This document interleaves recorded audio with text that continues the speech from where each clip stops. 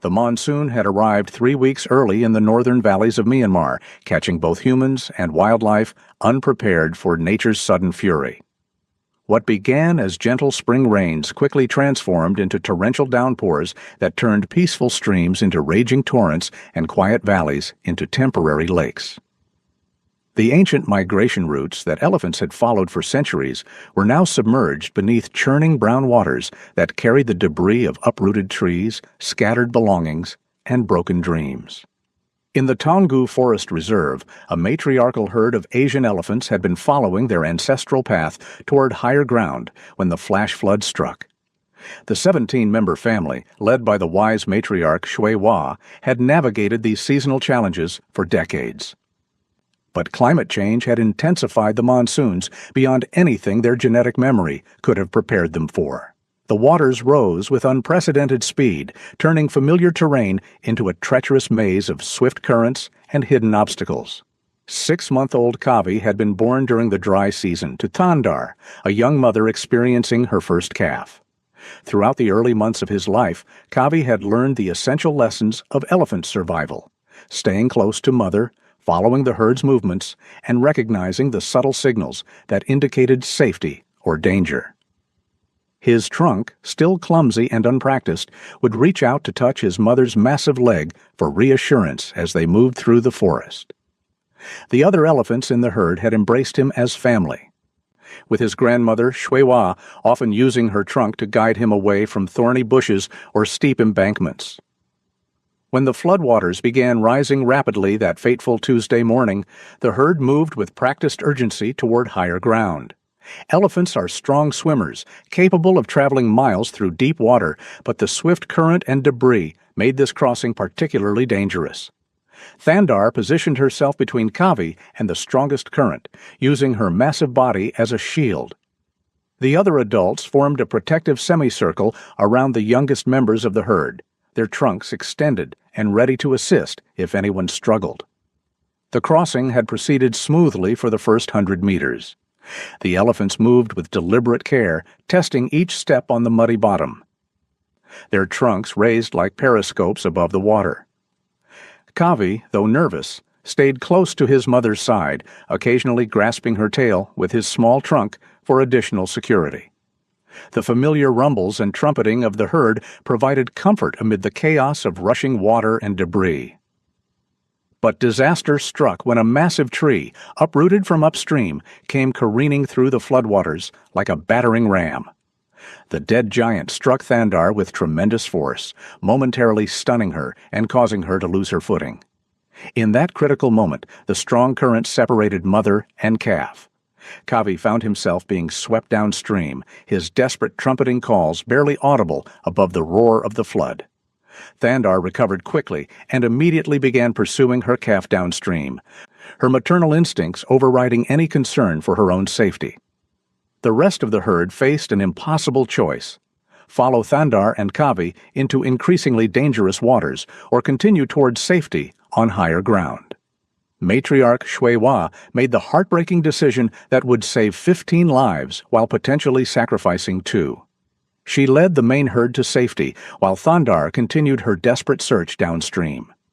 For 3 hours, Thandar battled the floodwaters, searching every eddy and backwater for signs of her calf. Her trunk explored submerged logs and debris piles, hoping to find Kavi clinging to safety. Her calls echoed across the flooded landscape, carrying the distinctive sound pattern that would identify her to her calf, even amid the chaos. But the flood was relentless, and eventually, exhaustion forced her to seek refuge on a small island of higher ground, where she continued calling throughout the night. Kavi, meanwhile, had been swept nearly 2 kilometers downstream before managing to grab onto a partially submerged tree with his trunk. The small elephant clung to this lifeline for hours, his energy gradually ebbing as the cold water sapped his strength. His calls for his mother became progressively weaker, barely audible squeaks that were swallowed by the surrounding noise of the flood. As night fell, hypothermia began setting in, and the young elephant's grip on the branch started to weaken. By dawn, local villagers who had spent the night evacuating their own families began venturing out to assess the flood damage. Among them was Thant Zin, a rice farmer whose fields now lay under 6 feet of muddy water. As he paddled his small boat through what had once been his village's main street, he heard the weak trumpeting call that would change everything. Following the sound, he discovered Kavi clinging to the tree, barely conscious and shivering uncontrollably. Thant Zin had lived alongside elephants his entire life, understanding both their gentle nature and their potential danger. But this was clearly a baby in distress, far from any protective family members. He immediately recognized the urgency of the situation. Young elephants could not survive long in cold water, and this calf was clearly approaching the limits of his endurance. Using his mobile phone, Thant Zin contacted the Myanmar Wildlife Conservation Division, reaching Dr. Zaw Min Oo, a veterinarian specializing in elephant care. Dr. Rebecca Walsh, an international elephant specialist working with the Myanmar Wildlife Conservation Division, received the emergency call at 7:23 a.m. while conducting health checks at the Maya Paladaw Elephant Camp. The call came through a chain of contacts. Thant Zin to the local ranger station, the rangers to the divisional office, and finally to Dr. Walsh, whose expertise in elephant rescue operations made her the obvious choice to lead the mission. The logistics of the rescue presented immediate challenges. The flood had made most roads impassable, meaning the rescue team would need to approach by boat. Standard elephant tranquilizers and medical equipment would need to be waterproofed and carefully packed. Most critically, they needed to reach the calf before exhaustion or hypothermia proved fatal. Young elephants, with their smaller body mass and limited fat reserves, could succumb to exposure much faster than adults. Dr. Walsh assembled her team with practiced efficiency. Ko Nying, a boat operator with 20 years of experience navigating Myanmar's rivers, would handle transportation.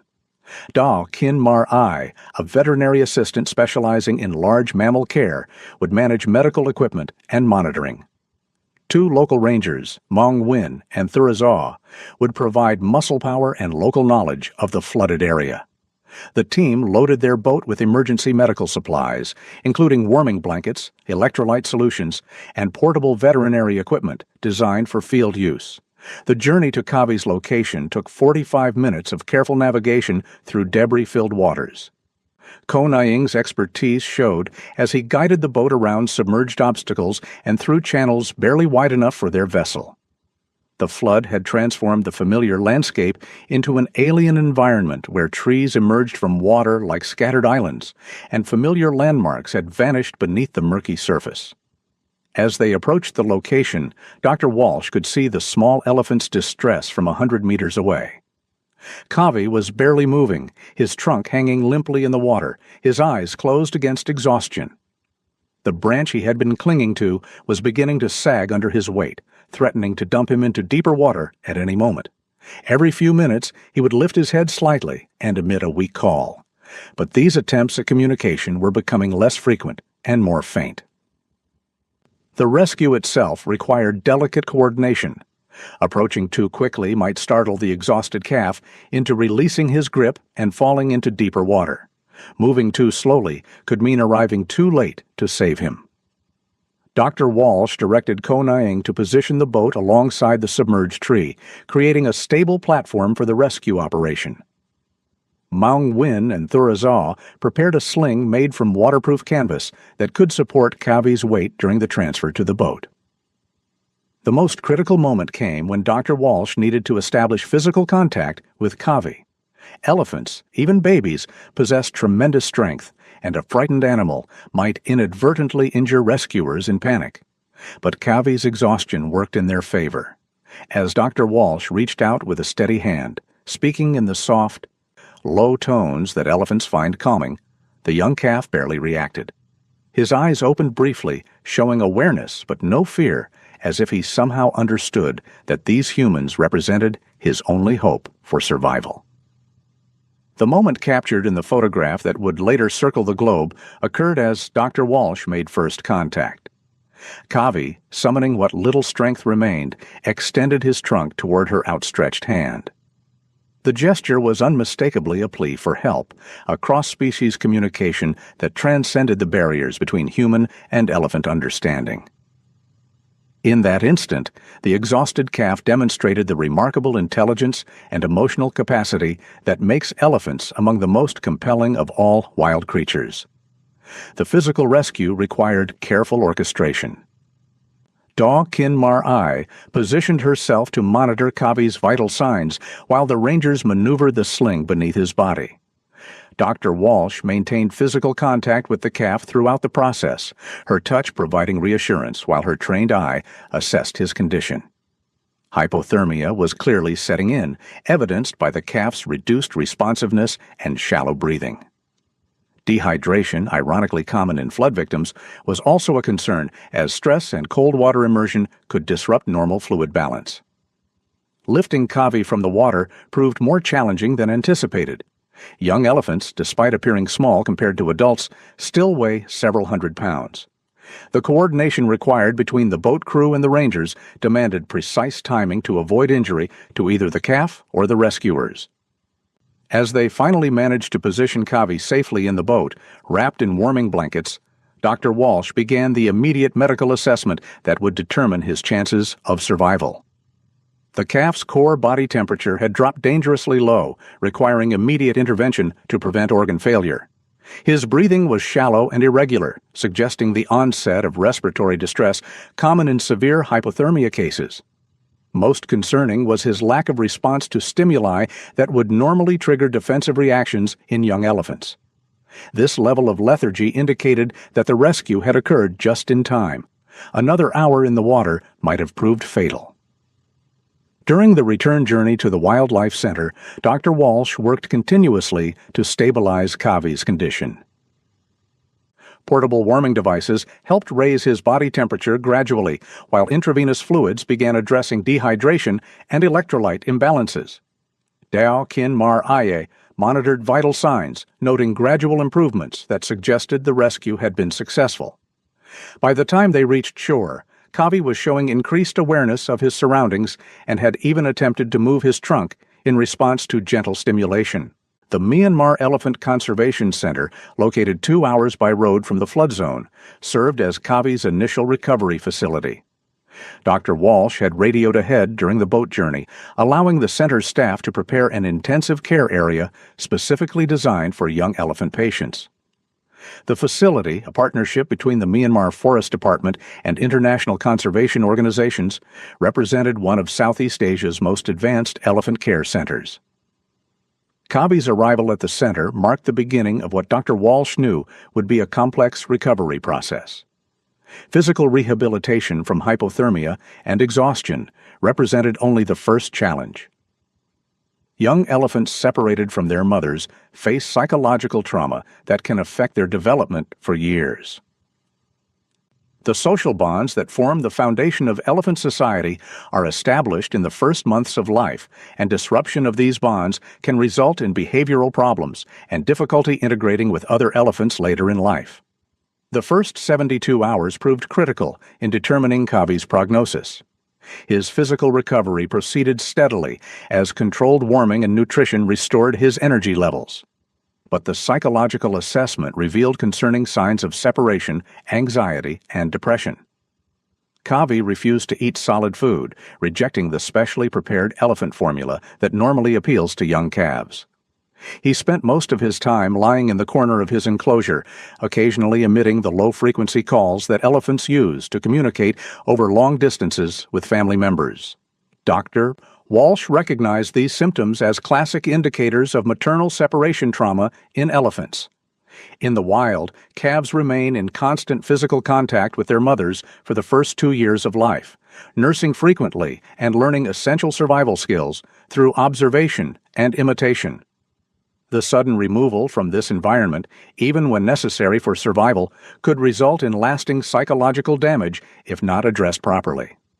The breakthrough came on the 4th day when Dr. Walsh introduced Kavi to May Ploy, a 30-year-old female elephant who had previously served as a surrogate mother to orphaned calves. May Ploy had lost her own calf to illness 2 years earlier and had since displayed strong maternal instincts toward young elephants at the center. The introduction required careful supervision, as adult elephants can inadvertently harm small calves, but May Ploy's gentle approach immediately put Kavi at ease. The first interaction between May Ploy and Kavi demonstrated the remarkable empathy that elephants display toward distressed family members.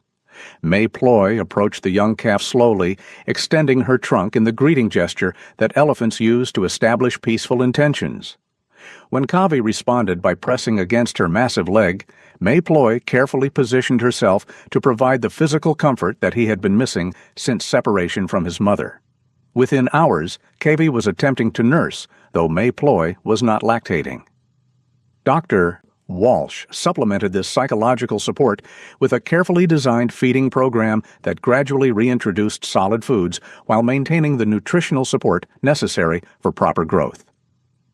Young elephants in the wild begin eating vegetation at around 3 months, but continue nursing for up to 2 years. Creating an artificial feeding schedule that provided proper nutrition while allowing Kavi to maintain natural feeding behaviors required constant monitoring and adjustment.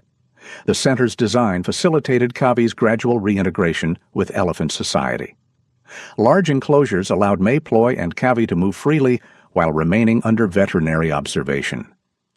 Other elephants in the center, including several adults and 2 juvenile males, were gradually introduced to help Kavi learn the complex social behaviors that wild elephants master through family interaction. These introductions required careful management, as elephants maintain strict hierarchies and can react aggressively to perceived threats to these social structures. Kavi's progress during his first month at the center demonstrated the resilience that makes elephants such successful survivors in challenging environments. His weight increased steadily as his appetite returned to normal levels. More importantly, his interactions with May Ploy and the other elephants began displaying the confident behaviors typical of healthy young elephants. He started exploring his environment more actively, using his trunk to investigate new objects and testing boundaries in ways that indicated healthy psychological development. The most encouraging sign came when Kavi began displaying play behaviors, engaging in the mock wrestling and chasing games that young elephants use to develop coordination and social skills. These interactions with the juvenile males at the center provided essential learning opportunities that would prepare him for eventual integration with wild elephant populations. Dr. Walsh documented these behaviors carefully, knowing that successful rehabilitation required evidence of normal psychological development alongside physical recovery. As Kavi's second month at the center progressed, discussions began regarding his long-term future. Several options existed, each with distinct advantages and challenges. He could remain at the Conservation Center as part of their breeding program, contributing to the genetic diversity of captive elephant populations while serving as an ambassador for elephant conservation. Alternatively, he could be prepared for eventual release back into the wild, though this option required years of careful preparation and carried no guarantee of successful integration with wild herds. Dr. Walsh favored the reintroduction option, believing that Kavi's early wild experience gave him the best chance of successful adaptation to natural elephant society. However, this path required extensive preparation, including continued socialization with elephants experienced in wild behaviors, training in foraging techniques, and gradual exposure to the challenges he would face in natural environments. The process could take up to 5 years and required ongoing support from both local communities and international conservation organizations. The decision ultimately rested with the Myanmar Forest Department, which maintained authority over all wildlife conservation decisions in the country. But Dr. Walsh's recommendations carried significant weight, based on her extensive experience with elephant rehabilitation programs across Southeast Asia. Her detailed reports on Kavi's progress provided the scientific foundation necessary for making informed management decisions about his future. 6 months after his rescue, Kavi had transformed from a traumatized, barely surviving calf into a confident young elephant, displaying all the behaviors expected of a healthy individual his age. He had grown significantly. His coordination had improved dramatically, and his social interactions with both humans and elephants demonstrated the intelligence and emotional capacity that make elephants such remarkable animals. Most importantly, he had maintained the essential wildness that would be crucial for any future reintroduction program. The story of Kavi's rescue and rehabilitation captured international attention, highlighting both the increasing challenges that climate change poses to wildlife populations and the remarkable efforts being made to address these challenges. His recovery demonstrated the effectiveness of science-based wildlife management and the importance of international cooperation in conservation efforts. But beyond the scientific and political implications, Kavi's story represented something more fundamental: the capacity for compassion that transcends species boundaries and the determination to preserve the natural world for future generations. As Dr. Walsh prepared her final report on Kavi's initial rehabilitation phase, she reflected on the broader implications of his rescue. Climate change was intensifying weather patterns across Southeast Asia, creating more frequent and severe flooding events that would continue threatening elephant populations. The traditional migration routes and seasonal patterns that elephants had followed for millennia were being disrupted by human development and changing weather patterns. Cases like Kavi's would likely become more common, requiring expanded resources and expertise to address. The success of Kavi's rehabilitation also demonstrated the importance of community involvement in wildlife conservation. Thant Zin's decision to call for help rather than attempting to handle the situation himself had been crucial to the positive outcome. His understanding of elephant behavior and his respect for wildlife had made the difference between life and death for the young calf. This cooperation between local communities and conservation professionals represented the kind of partnership necessary for effective wildlife management in developing countries. 1 year after his rescue, Kavi had become one of the Conservation Center's most successful rehabilitation cases. He had integrated fully with the center's elephant population, serving as a bridge between the older adults and younger calves. His confidence and social skills had developed to the point where discussions of eventual reintroduction were becoming more concrete. Dr. Walsh had identified a potential release site in the Bago Mountains, where a small but stable wild elephant population could potentially accept a young male if the introduction was managed carefully. The photograph that had documented the moment of Kavi's rescue continued to circulate on social media and conservation websites, serving as a powerful reminder of both the vulnerability and the resilience of wild elephant populations. But for those who had been directly involved in his rescue and rehabilitation, Kavi represented something more personal: proof that individual actions could make a difference in the face of seemingly overwhelming environmental challenges. As Kavi entered his second year of life, now under the protective care of May Ploy and the Conservation Center staff, his future remained unwritten. Whether he would eventually return to the wild or serve as an ambassador for elephant conservation in captivity, his survival stood as a testament to the dedication of those working to preserve one of Earth's most magnificent species. In a world where wildlife faces increasing pressure from human development and climate change, stories like Kavi's provide hope that conservation efforts can succeed when combined with scientific expertise, community support, and the determination to protect the natural world for future generations. The young elephant who had once clung desperately to a branch in floodwaters had become a symbol of resilience and hope, demonstrating that with proper care and understanding, even the most vulnerable members of endangered species could overcome tremendous challenges. His journey from rescue to rehabilitation illustrated the complex but rewarding work of modern wildlife conservation, where success required not just scientific knowledge, but also compassion, patience, and an unwavering commitment to the belief that every individual life matters in the larger struggle to preserve biodiversity on our planet. 2 years had passed since that dramatic morning when Thant Zin first heard Kavi's desperate calls across the floodwaters. The monsoon seasons that followed had been less severe, but climate scientists warned that extreme weather events would continue increasing in both frequency and intensity throughout Southeast Asia.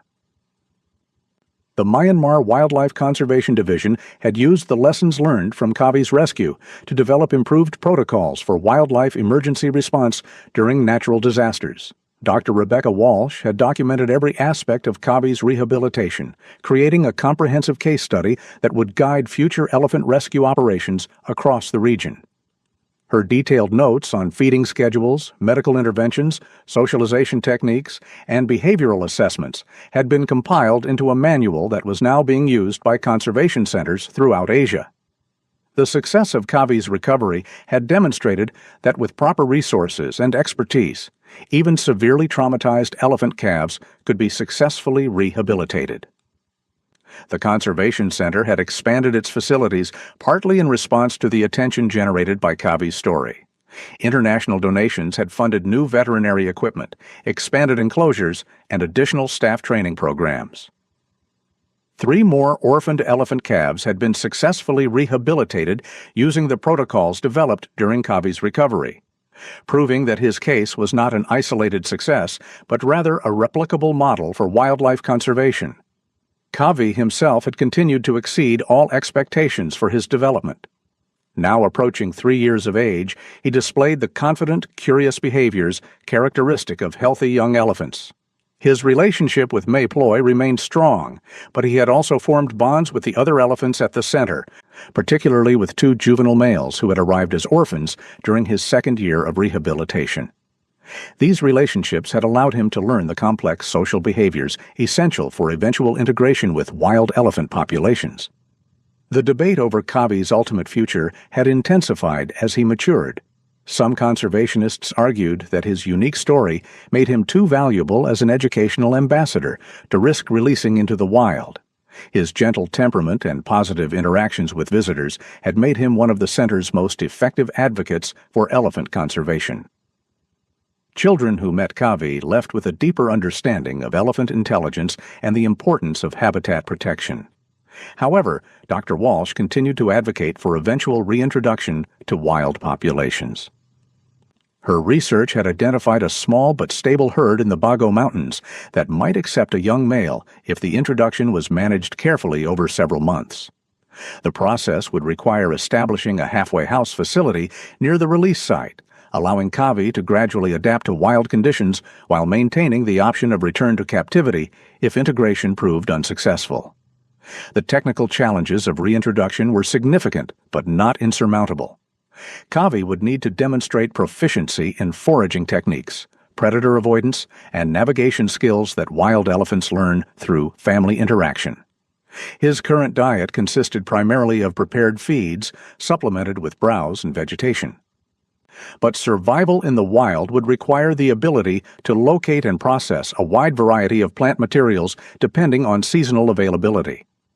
More critically, Kavi would need to navigate the complex social dynamics of wild elephant herds.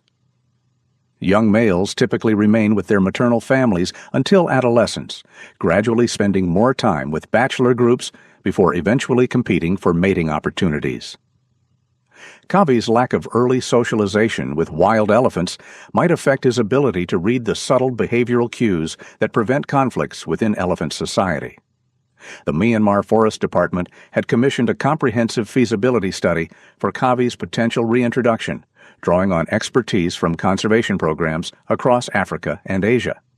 Similar projects had achieved mixed results, with success rates varying significantly based on the age at rescue, duration of captivity, and quality of release site preparation. The study would require at least 6 months to complete, during which time Kavi would continue his current rehabilitation program. Meanwhile, Kavi's daily routine at the Conservation Center provided a window into elephant intelligence and emotional capacity that continued to amaze both staff and visitors.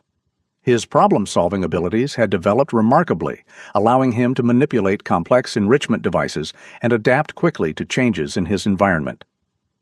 His memory appeared exceptional even by elephant standards. He could recognize individual humans he hadn't seen for months and demonstrated clear preferences for certain activities and locations within the center. Perhaps most remarkably, Kavi had begun displaying behaviors suggesting awareness of his unique status within the Conservation Center. He seemed to understand that visitors came specifically to see him, often positioning himself near viewing areas and appearing to enjoy the attention. During educational programs, he would remain calm and cooperative, almost as if he understood the important role he played in conservation education. Dr. Walsh had documented dozens of instances where Covey demonstrated empathy toward distressed animals or humans at the center. When new orphaned elephants arrived, he would approach them gently, offering the same kind of comfort that May Ploy had provided during his own early recovery. His interactions with injured wildlife brought to the center showed a level of sensitivity that impressed even experienced elephant behaviorists. The international attention surrounding Covey's story had generated significant support for elephant conservation programs throughout Southeast Asia. The photograph of his rescue had been licensed for use in conservation campaigns, with all proceeds directed to elephant protection efforts. Documentary filmmakers had created a feature-length film about his rehabilitation that had aired on nature programming worldwide, reaching millions of viewers with messages about wildlife conservation and climate change adaptation. Educational institutions had incorporated Covey's story into curricula ranging from elementary environmental science to graduate-level conservation biology programs. His case provided a compelling example of successful human-wildlife interaction and demonstrated the practical application of conservation science in addressing real-world challenges. Students studying wildlife management could trace every aspect of his rescue and rehabilitation, understanding how scientific principles translated into effective conservation action. The broader implications of Covey's rescue extended far beyond a single elephant's survival. His story had helped raise awareness about the increasing frequency of wildlife emergencies caused by extreme weather events. Climate change was creating more situations where wild animals required human intervention to survive, challenging traditional conservation approaches that emphasized minimal human interference with natural processes. Conservation biologists were developing new frameworks for managing wildlife in an era of rapid environmental change, balancing the need to preserve natural behaviors with the reality that human assistance might be necessary for species survival. Covey's successful rehabilitation provided evidence that carefully managed intervention could achieve positive outcomes without compromising the essential wildness that made animals suitable for eventual return to natural habitats. As Covey approached his third birthday, the Conservation Center prepared to celebrate not just his survival, but the broader achievements his rescue had made possible. The improved emergency response protocols, expanded rehabilitation facilities, enhanced international cooperation, and increased public awareness all represented lasting contributions to wildlife conservation that would benefit countless animals in the years to come. The young elephant who had once represented nature's vulnerability in the face of climate change had become a symbol of hope and resilience, proving that determined conservation efforts could succeed even under the most challenging circumstances. His journey from desperate rescue to confident rehabilitation illustrated the best of human nature, the willingness to extend compassion across species boundaries and the dedication to preserving the natural world for future generations. In a time when conservation news often focused on species extinctions and habitat loss, Covey's story provided a powerful reminder that individual actions could still make a difference in the fight to protect Earth's remaining wildlife.